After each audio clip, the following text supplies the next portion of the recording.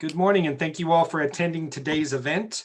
A reminder that we will be recording today's call. We will also be turning off all cameras and keeping microphones on mute to help for smoothness of the stream. I will now hand over the call to Julio Figueroa. Thank you, Brandon. Hello and welcome to the Greater Coachella Valley Chamber of Commerce Town Hall meeting with Assemblymember Eduardo Garcia and his special guest, California State Superintendent of Public Instruction, Tony Thurmond. My name is Julio Figueroa, and I am the chair of the Chamber's Business Legislative Advocacy Committee, and I will be your host for this meeting. As always, we would like to thank our sponsors that make these events possible. This event is brought to you by our title sponsor, AT&T. This event is also generously supported by Alpha Media, Asher & Asher Consulting, Burtech Waste and Recycling, California Bank and Trust, City of Indian Wells, Desert Care Network, Desert Urgent Care, Greater Palm Springs CVB, Gulf California Broadcasting, CBS Local 2, KESQ-TV, KDFX, KCWQ, and KUNA FM TV, Fantasy Springs Resort Casino, Pueblo Viejo Restaurant, Mechanics Bank, NBC Palm Springs, Southern California Edison, Southern California Gas, Companies, State Farm Insurance, Carmen Contreras, and West Coast Cannabis. To help ensure equal access to this event, we are pleased to have ASL interpretation for this town hall generously provided by C4 Communication, and thank you, our interpreter, Tom McGillis. We will be asking each of our speakers to please reintroduce themselves each time they begin to speak to help Mr. McGillis establish who is speaking. Our guest today is Assemblymember Eduardo Garcia, who proudly represents California's 56th Assembly District, which includes cities and unincorporated communities in Eastern Riverside County and Imperial County. Elected in 2014, Garcia is the current chair of Water, Parks, and Wildlife, and in this capacity, he oversees some of the state's most pressing issues, such as drought conditions and the implementation of the multi-billion-dollar Prop 1 water bond passed by voters in 2014. Garcia also serves on the Assembly Committee on Appropriations, Communications and Conveyance, Governmental Organization, and Utilities and Energy. Last week, Garcia was named chair of the new Assembly Select Committee on California's lithium economy. Assemblymember Garcia is joined today by Tony Thurmond, California State Superintendent of Public Instruction. Assemblymember Garcia will further introduce him shortly. We will ask Assemblymember Garcia and State Superintendent Thurmond to offer a legislative and administrative update for all of us, followed by a Q&A session. We do have a hard stop at 12 o'clock due to the schedule for State Superintendent Tony Thurmond and Eduardo Garcia. So please make sure you get your questions into the chat room, and we'll ask as many as possible. And if we don't get those answered, we will follow up with each of their offices to get those questions sent to them. Assemblymember Garcia, the floor is yours. Thank you, Julio, and thank everyone who's joined us today. I'm looking at the different faces that are popping up on our screen, and many familiar faces and many who we don't know, but it is a pleasure to have you here join us today. You know, it's always special when we can have a good friend and someone who's doing important work from Sacramento join us here in our district and be able to give us an update on the things that they're working on. And I know for a fact, because we hear it from many of you, people want to know what's happening as it relates to our schools. When are our children going back to school? What's happening with the vaccination and our educators? And then more recently, we've had a lot of conversation amongst our coaches and those in the community who work with our youth outside of our schools, wanting to see them back in action, whether it be playing sports or just being much more physically active with their cohorts. And so a lot of those discussions will probably come up today. And clearly, one that has been front and center of the superintendent's work with the legislature as partners is the issue of broadband connectivity to make sure that the students from home today and their families who are having to work from home in many cases, not all, but in many cases, have the ability to communicate and to ultimately have the learning take place from a distance. And so we'll have that type of conversation. I would be remiss if I didn't mention that this morning we had what I would call a historic visit, by Governor Gavin Newsom. In fact, he was here in Coachella and talking about Riverside County's public health department and the work taking place in collaboration with our nonprofit organizations, with the farmers in our community who deserve a tremendous amount of recognition. That partnership has allowed for Riverside County to be the first in the state to begin vaccinating farm workers, essential workers in the food industry that we know, because the data tells us that is where COVID-19 has run rampantly, and that many people have either gotten really sick or, for that matter, lost their lives. There, our grocery stores, our workers in the restaurants, and many other individuals who work in what I call the food chain supply.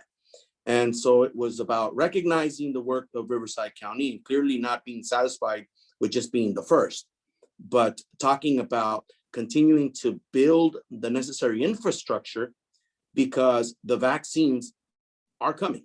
The manufacturers are telling us that they're coming.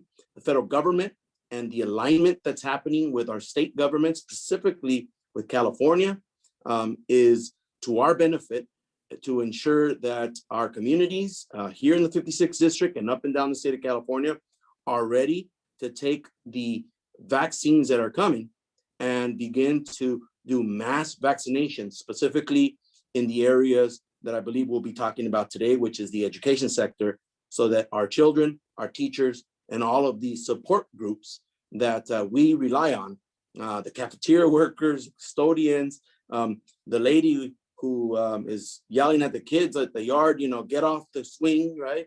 That they all are safe, that they are prepared to go back and take on the responsibility of educating our children. I firsthand can tell you that it's been a challenge. I have a 6-year-old in a dual immersion program, learning Spanish. They do 1 hour of English twice a week.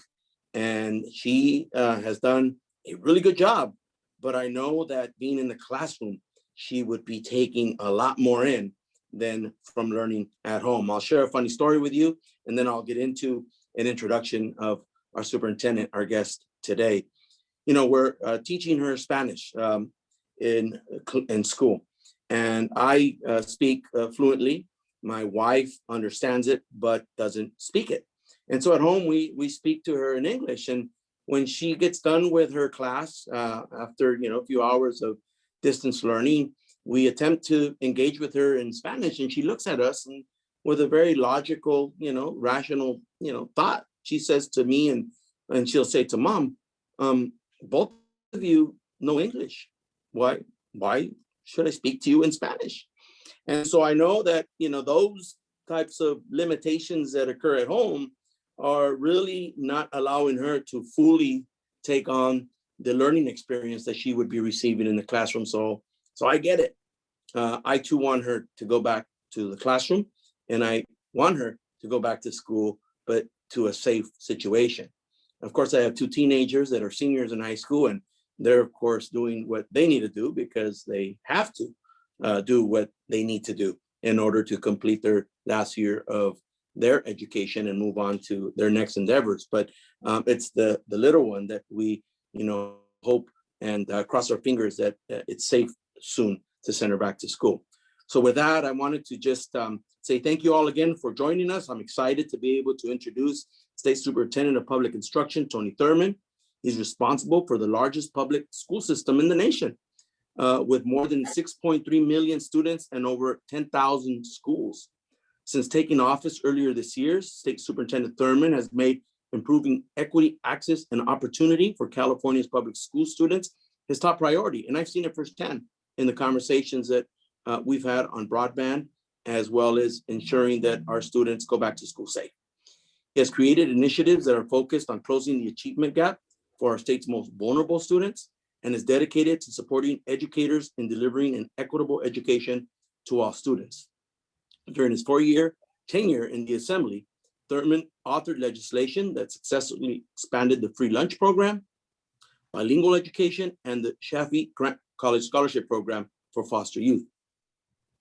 Additionally, Mr. Thurmond's legislation guaranteed preferential voting rights for student school board members. I remember that bill. It was a really interesting debate that we had on the initiative. He also ensured that we improved access to families, early education programs, childcare, and shifted millions of dollars directly from prisons back to our schools. State Superintendent Thurmond is a social worker by background, an educator, an advocate, and public school parent who continues to work tirelessly on behalf of all students to ensure they reach their full academic potential. I want to just share with you all that I really enjoyed working with him in the California State Assembly. We tag teamed on a number of initiatives. Although he comes from a community up north, Richmond, to be specifically, a lot of the equity issues and issues related to economically disadvantaged communities are relevant to the debates and arguments that I took to Sacramento on why it is that we throw a equity lens on everything that we do when it comes to state investments.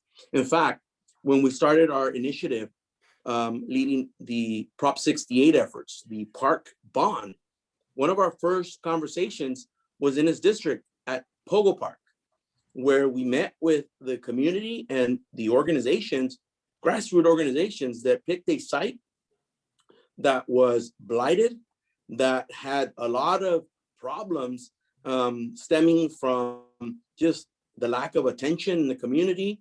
Of course, the issues that we all deal with in communities related to drugs, alcohol, gangs, and the community took an initiative to really take ownership of the problems and its solutions. And we had an amazing conversation there at the park.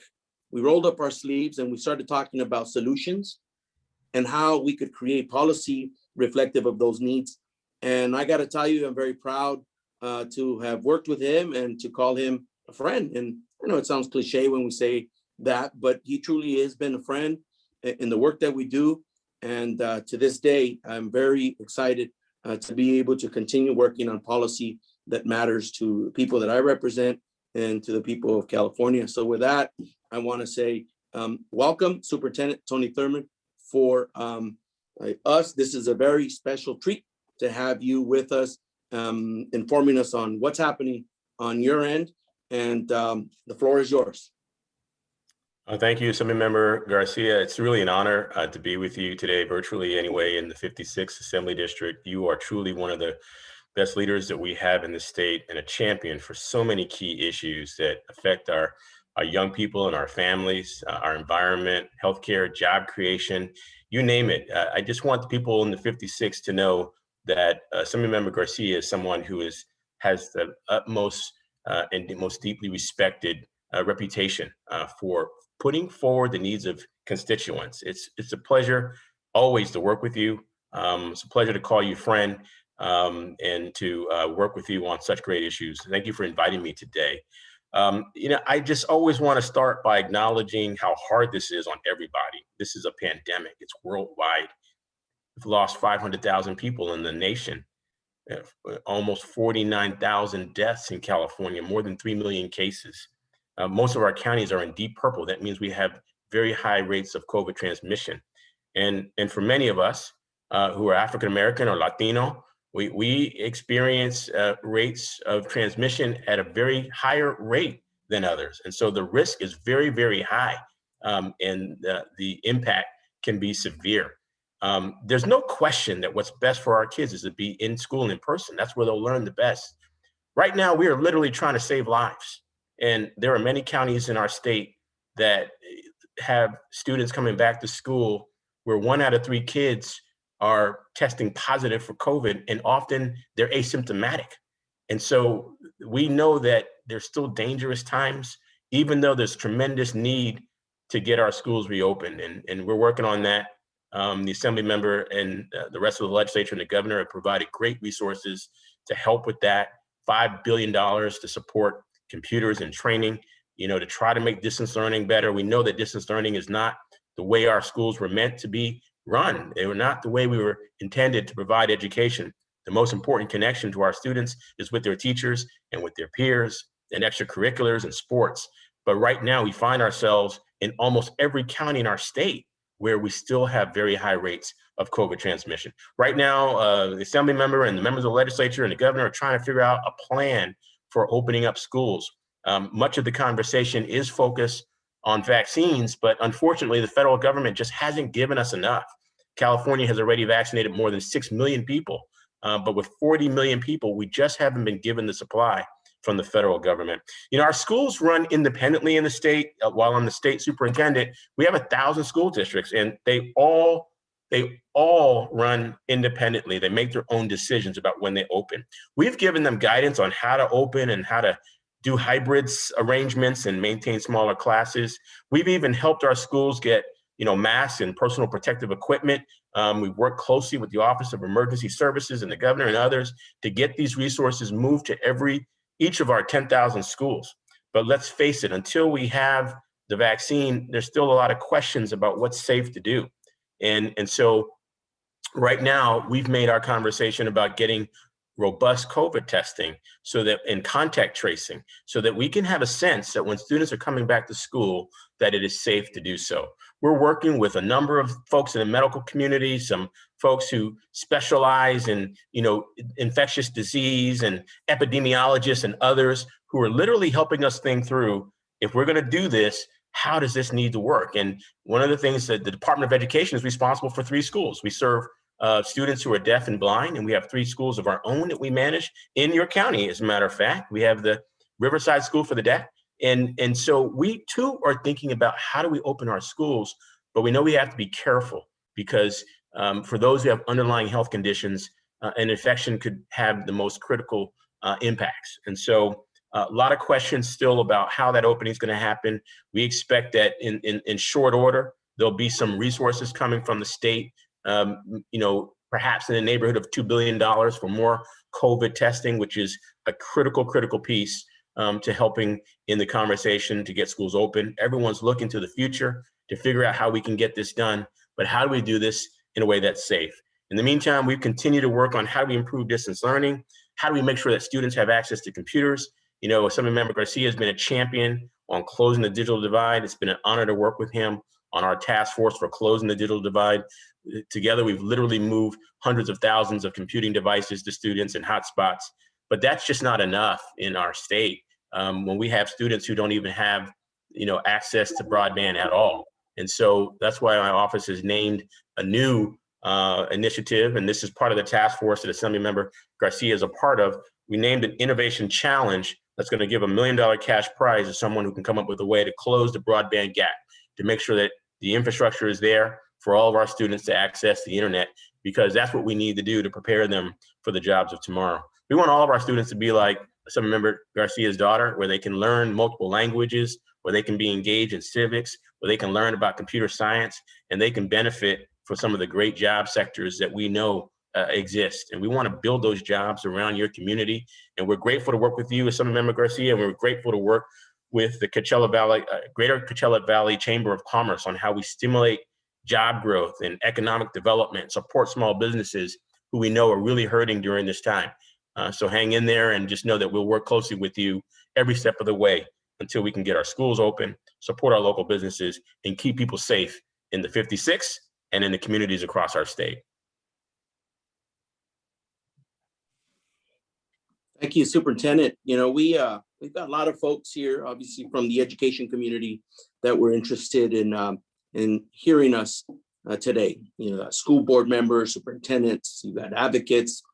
We've got folks doing some amazing work with the after-school programs. I wanted to highlight one particular program, our after-school program at Coachella Valley Unified School District, where at the beginning of the pandemic, you know, they knew exactly how to pivot to not only keep their folks busy in terms of the work that still needed to be done, and to this day, they're out there making sure that our children and our families are being fed in partnership with the food banks, and of course, making sure that the students who depend on the school lunches every single day are receiving them effectively. And that's happening across the district, and I'm sure across the state, but I wanted just to highlight that one particular program in the district that I get to see regularly because of the families that we serve and that we hear from them directly, how appreciative they are of the school district having pivoted immediately when this pandemic started. And so just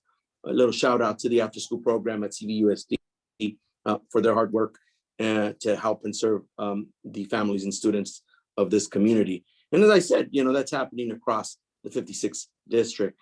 Could you, Mr. Superintendent, talk to us a little bit about the efforts underway with your office as it relates to the digital divide?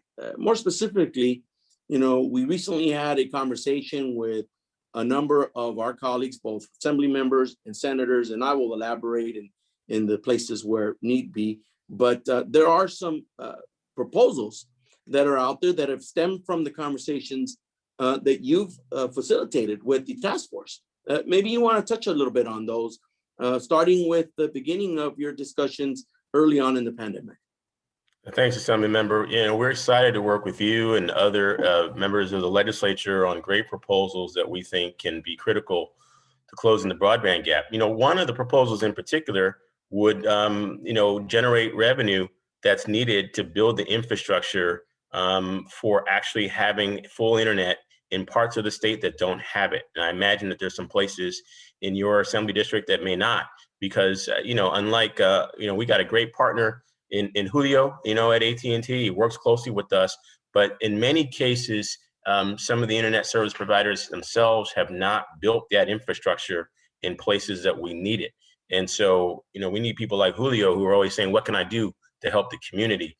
We need that. And so this bill will generate what might be $4 billion or such to build the infrastructure out that's needed to make sure there's internet all across the state. It also will help our first responders. And I know that your district, like many, have been impacted by fires and natural disaster. Our first responders need to have access to this infrastructure as well. There are other bills too that talk about different ways to either regulate, the internet. One of the things I'm proud of is the work that we've done together, and AT&T has been a part of this, to make sure that families can get internet for as low as $10 a month. And we have to continue to work on these efforts to make sure that everyone has access. I think the push now that we need to get to is to remove the digital caps that many of the families have, because we all hear stories, multiple family members trying to do a Zoom, parents are trying to work from home, kids are on their Zoom, and everybody gets kicked off. The internet goes down at any time. And so we need to really have a conversation with all of our internet service providers about removing digital caps and making sure that our students have high-speed internet, both now and when they return to in-person learning.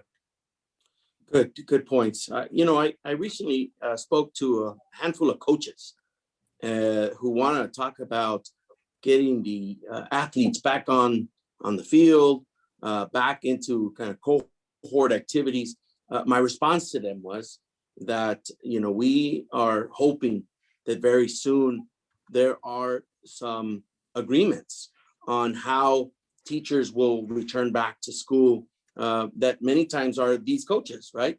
For these student athletes, whether it be at the middle school or at the high school.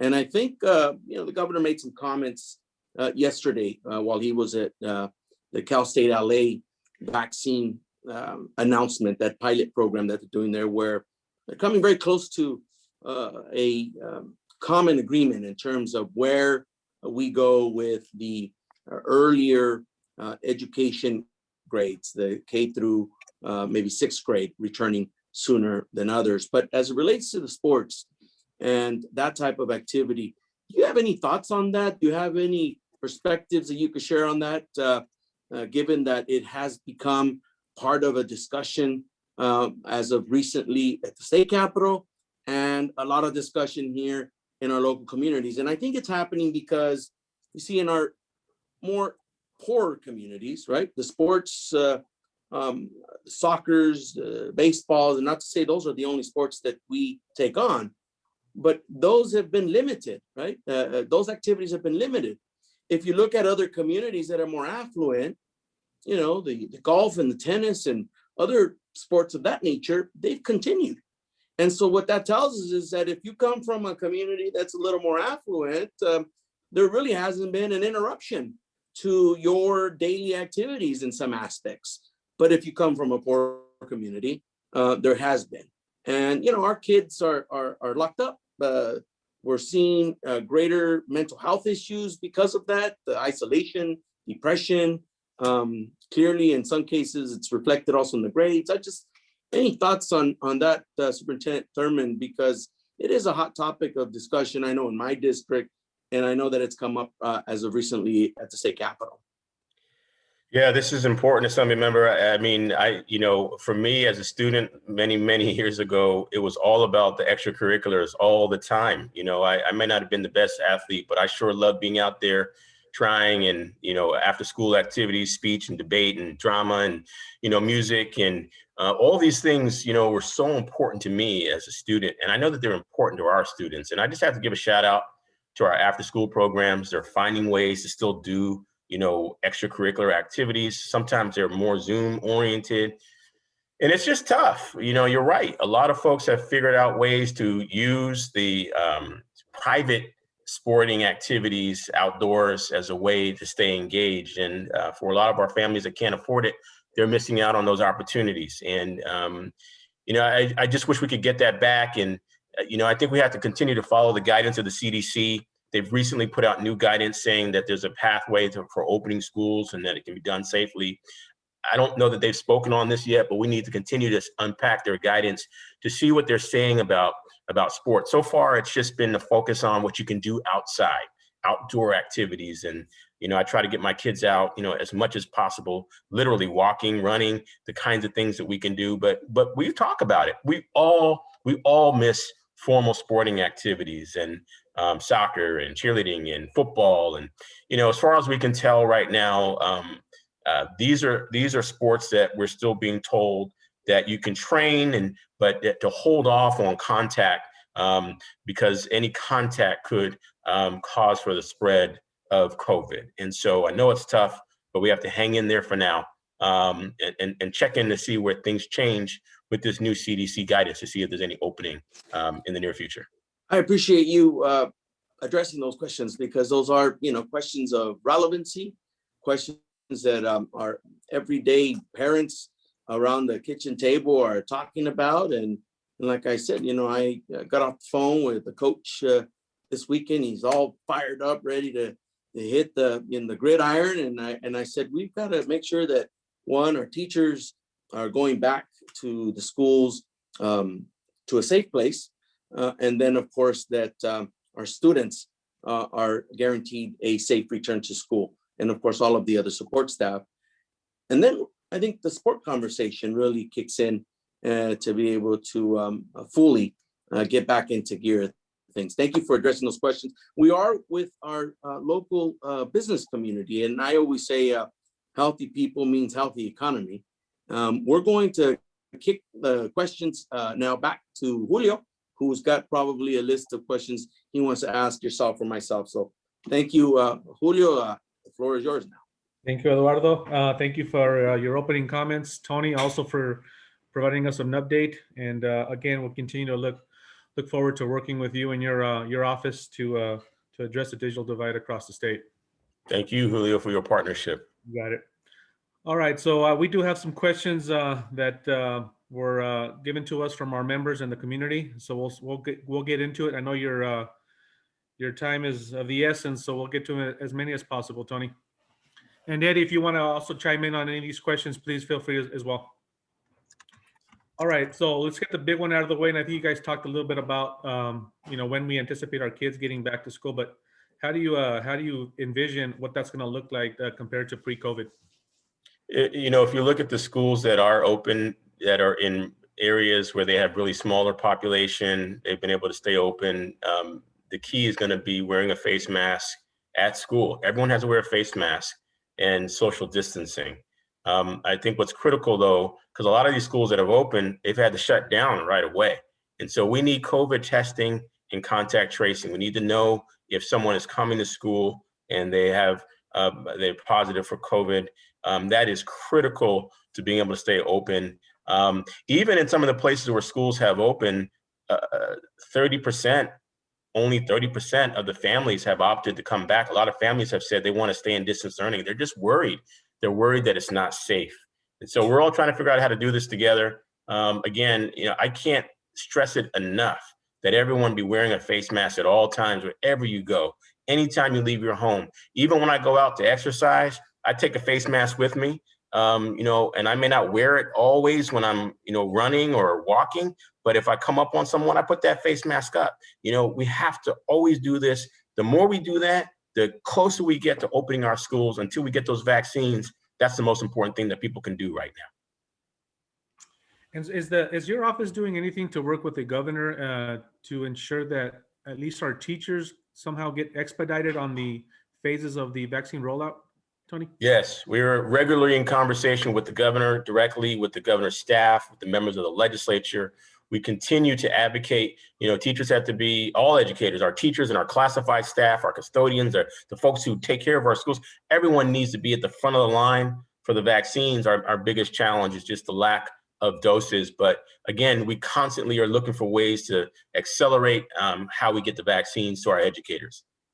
Thanks, Tony. Eduardo, did you want to elaborate a little bit on that, maybe on your efforts? I'll tell you, today's announcement, although it focused specifically on farm worker and other, food chain supply workers and the work being done in Riverside County, did touch on the fact that there is about 100,000 more vaccines a week that are being sent to California. And as the Johnson & Johnson vaccine is getting ready to be rolled out in a few weeks, that's going to add a tremendous amount of relief on this shortage that we've had across the country and specifically here in California, allowing us to do a much more aggressive vaccination job when it comes to our educators, moving us that much closer to the real time, as the governor would say, real time, date benchmarks of when students may be returning back to the classroom. And so really, right now, the work that is a focal point is really expanding the infrastructure that it's going to require to line up thousands of folks, right? Whether it be at the fairgrounds, in the case of yesterday's announcement at Cal State LA, for us here, it might be the fairgrounds, the polo grounds, it may be, the tribal reservation where they've done mass testing over the course of this pandemic. But that we have the ability to get people vaccinated quickly and expeditiously, right? And again, that will get us closer to a time frame of when our students will be returning to school. But this is the time to prepare, as we're being told the vaccines are coming, and we're hearing that message. And I think it's important to note, right, that we've not been, California that is, in the best position prior to this new administration coming in Washington, D.C. We've not been in the best position to receive the necessary support that we've needed to be reacting to this urgent pandemic. We have now the partnerships that have been missing to be able to really effectively do the work that needs to be done. And we're very grateful to those relationships that are in place. And I believe they are going to really pay dividends when it comes to how aggressively we respond when these vaccines get to California. Okay, thank you to both of you on your work on getting vaccines expedited for our educators, because as we all know, we all want schools to reopen as fast as possible. So thank you. Another question from one of our members.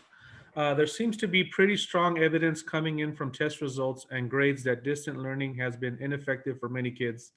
Superintendent, you mentioned a little bit about, of course, the best learning is in the classroom. When we finally get them back to school, you may be facing the largest learning gap that any state superintendent has ever faced. How do you and your team plan to get all these kids back on track? Thanks for the question, and I apologize. After this one, I'm going to have to leave the Zoom, but I think this is an important question because while our kids are always learning, even now, there's no question that this pandemic and this situation has contributed to learning gaps that were already there. We were already working to close opportunity gaps. And now we see that some of them have been exacerbated by this pandemic. And so what we have to do is what we call accelerate learning. That means we work through small groups with students to help them get extra work. We work in our after-school programs. We work through the summer. We provide training to our educators. We do things to help accelerate learning, to support our families. Right now, the legislature is discussing funding for having a broader kind of summer program than most school districts are able to have. We're looking for ways to really help offset the learning gaps. Our office has actually put out some grants to school districts, and I believe we have some in your area that we call equity grants. We give grants to school districts to help them. And what we've done is we put them out at the beginning of February, because what we said is don't wait till the summer to try and offset learning gaps. Do it now. There's never a time more pressing than now to be working on what we do to close those learning gaps. And so we put out those equity grants. We provide webinars for our field on how to address everything from improving distance learning. What are we going to do when we're back? We put out grants and resources to help schools deal with racism that we see in our schools, and the kind of just awful acts of hate and the impact that those have on our kids, especially our kids of color. We're working on creating a new model curriculum for ethnic studies so that our students can learn about the contributions of Latinos and African Americans and Asian Americans and Pacific Islanders and Native Americans. This boosts the self-esteem of our students, and it actually helps to support all of our students. We're working to recruit more diverse educators. We got a program to recruit educators of color and male educators of color, because when there's one educator of color in the school, research shows that has dramatic benefits for all students. And so we recognize that there are challenges. We're working to offset those. We invite you to stay tuned with us for any updates and any ways that we can be helpful. We typically work through the county superintendents and the local superintendents, but we want to be in support role to the people of the 56th district. And of course, you can always work through your assembly member in any way that we can be helpful to you. Please count on us for that help. Thank you, Superintendent. Well, I know you got to get going. We'll continue some questions with the assembly member, but on behalf of the Greater Coachella Valley Chamber of Commerce, the business community, and all of our educators that are on the call today, thank you for being here today. We appreciate your time. We know you're busy. Any final comments? Just, you got a great Chamber of Commerce. We need, education depends on the business community, and the business community depends on education. Appreciate your partnership, Julio, and the members of your chamber. Thanks for hosting. You got an incredible legislator and assembly member, Eduardo Garcia. He's truly a class act, and someone who I enjoy working with. I've always wanted to be someone who tries to be a problem solver to help the people who need it. And you all have that in Assemblymember Garcia. So thank you, my friend, for having me on. Nos vemos. Let's do this again. And, thank you for your incredible leadership. We'll make sure we'll get you the questions that were sent to us, to your office, Tony. And again, appreciate your time. Thank you. Take care, everybody. Stay safe and well. Thanks, Tony. Okay, Eduardo, we have some questions lined up for you as well. So we have one from one of our members. In your opinion, what is the one big thing California should be investing in when it comes to our kids' education? Perhaps something that is underfunded or not funded right now? Yeah, it's a good question. I think we can definitely invest a lot more in the student spending. I think we still lack significantly in comparison to other states. There's a lot more that we can do there. And I think we've increased probably by a number of dollars over the last 5 or 6 years. I would say that in communities that are really behind when it comes to investment in education, today the buzzword is equity. Everyone is using the word equity, right? And the question is, how are we applying that? In California has really two tails. There's a tale of those that are doing very well, and then you have California in parts of the state, like those that I represent, Eastern Riverside County, Imperial County, where unemployment remains extremely high. We have to make sure that when we talk about equity, that we're truly putting our money where our mouth is and making additional investments in those regions. And so for me, it means doubling down, and that's legislators across the board recognizing that yes, we get elected to represent our regions, but there are other parts of the state that need additional investment, and our region is one of those. And it's been clear during this pandemic on how disproportionate, the impact has been. And it goes back to the issues of infrastructure in the healthcare system lagging, not enough physicians and those who support our healthcare system.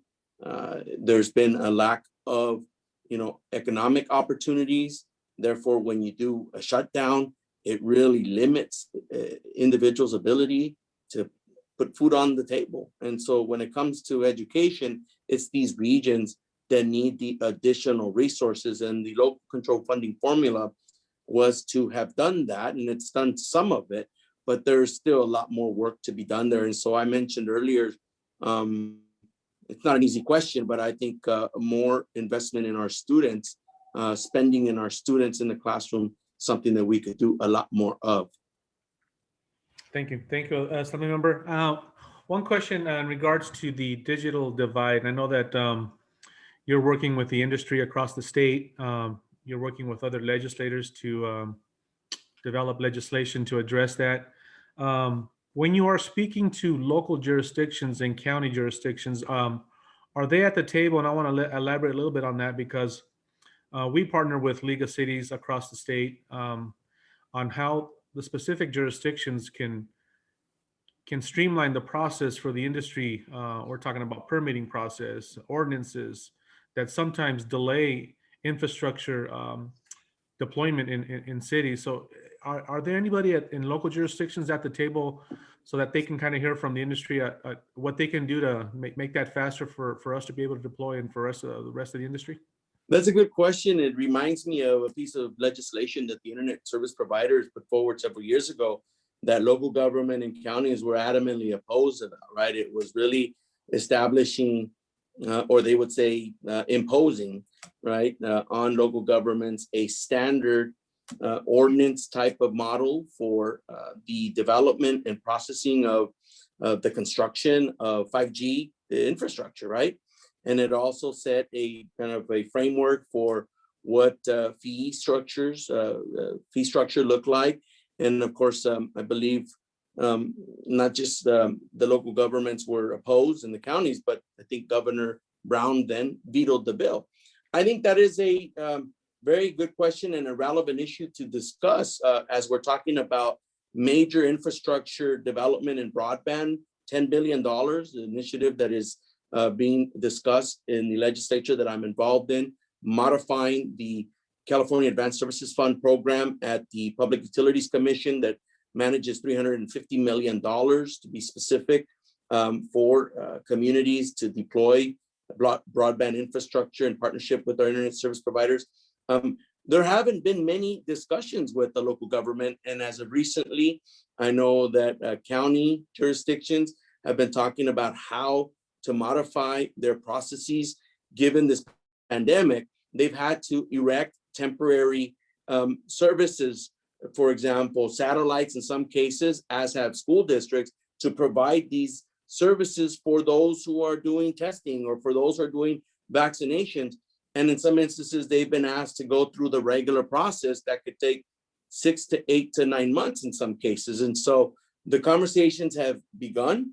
And I think some people are pointing to the initiative that took place several years ago as a potential starting point, maybe not imposing the way that local counties and governments seen that legislative initiative, but there has to be some type of uniformity where it makes sense, and giving some of the local jurisdictions the autonomy that they need to set their fee structures, because they do know best. As a former mayor, we have to understand and respect the autonomy of the local control. But nevertheless, there has to be a conversation, and I don't think that we've had enough of it with our local governments to answer the question specifically.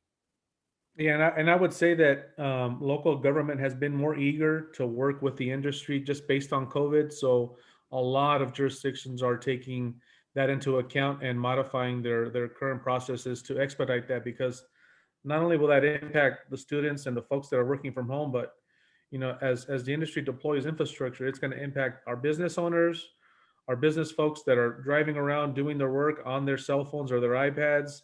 It's going to be a benefit to everybody when we roll that out. So it's not only just for our students that are at home. So thank you for all those efforts as well. And just to add to that, in one of the policy initiatives, it is looking at allowing local governments and school districts to play a greater role, right? In some instances, to play the role of a provider. And we have an example in Imperial County with the Office of Education, where they are playing a provider role for families and students out there connected to a state system, where they're actually providing broadband services to families. If it wasn't for the program and the system that they have, some of these families wouldn't have the service. So there's policy being explored where local governments and the school districts have a little more sovereignty when it comes to the communications and their ability to actually provide this service. So stay tuned.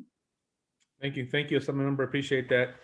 All right, I'm going to go to Brandon really quick, see if he's got any questions that would be more in line for a member to ask. Again, if you've asked questions that are more tailored for the superintendent, we will get those to his staff to get those answered. But Brandon, is there anything in the chat room that we could ask Assemblymember Garcia on that?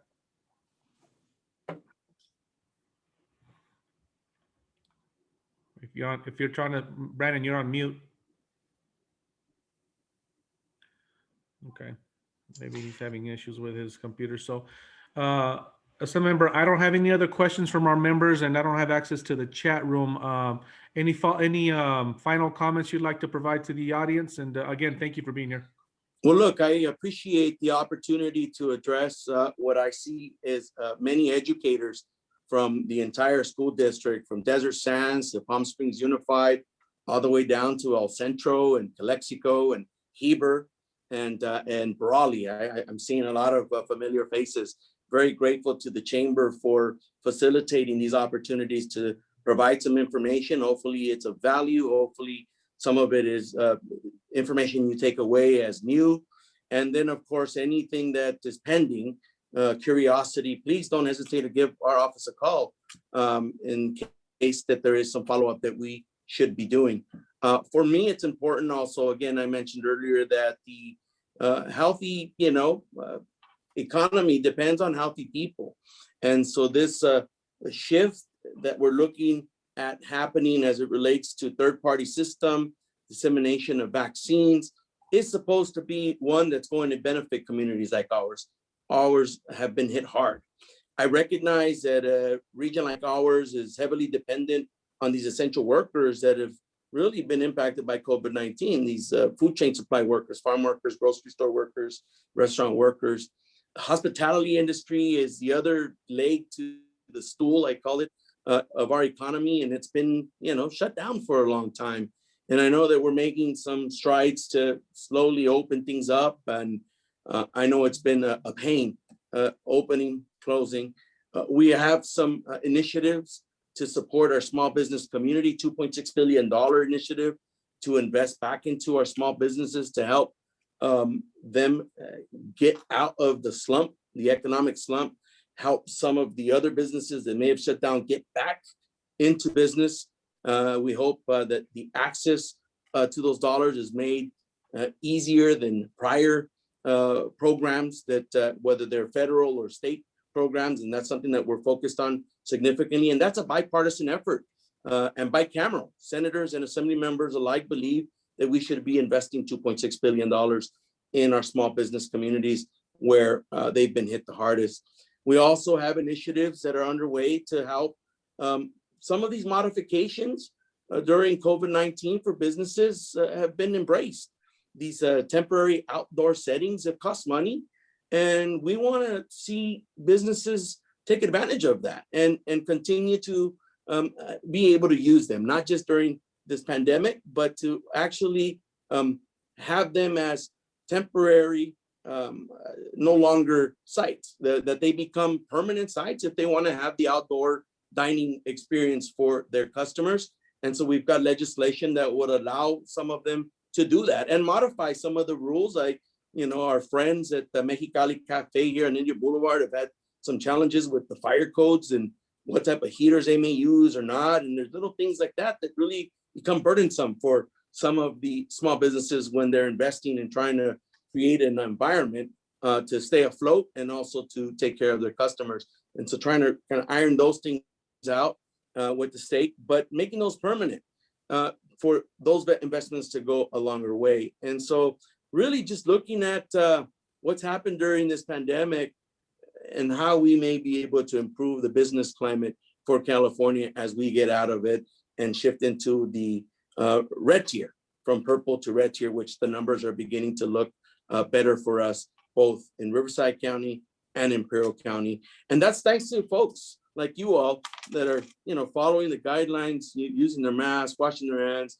doing the physical distancing and social distancing, and of course being patient. We appreciate all of that that you've done. For me, truly an honor to be able to spend some time with you, to have our guest speaker, the Superintendent of Public Instruction, Tony Thurmond, and I look forward to doing more of this with all of you from the business community, and today with the educators that have joined us. Thank you. Thank you, Assemblymember. Again, on behalf of the Greater Coachella Valley Chamber of Commerce, we thank you for your time. Thank you for bringing the state superintendent to come speak to our audience, the educators, our members.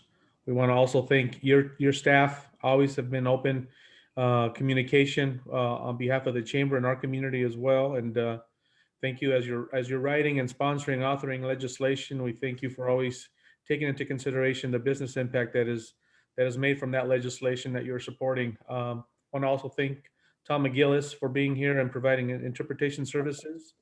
Again, thank you to your staff. Eduardo, again, I can't thank you enough for being here and for bringing Tony to the town hall today. For the audience, thank you for being here. I want to also remind you that we will be hosting Ricardo Lara, which is our state insurance commissioner. So that communication will go out with a save the date. Again, everybody, thank you. Have a wonderful day. Eduardo, have a great day, and be safe. Thank you again.